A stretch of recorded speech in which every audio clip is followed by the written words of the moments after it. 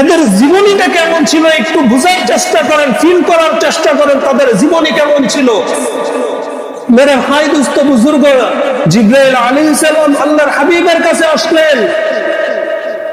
অন্যদিন স্বাভাবিক ভাবে যেমন আসে এমন ভাবে আসেন নাই। আজকে মাথার মধ্যে সালার চটের পাগড়ি, শরীরের মধ্যে সালার চট দিয়ে বানানো জামা।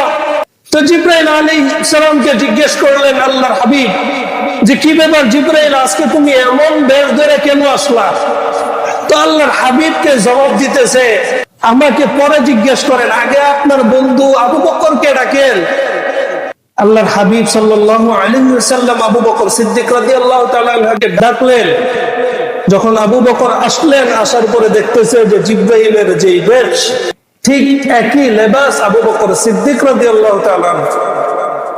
তো বলতেছেন যে আল্লাহ তাআলা আজকে আপনার বন্ধু আবু বকরকে সালাম জানাইছে, আর আপনার বন্ধুর এই দান সদকাকে এতভাবে পছন্দ করছেন যে আসমানের উপরে যত ফেরেশতা আছে, আসমানের উপরে যারা বসবাস করে সবাইকে নির্দেশ দিয়ে দিয়েছেন যে আবু বকরের সাজে সাইজা যাও।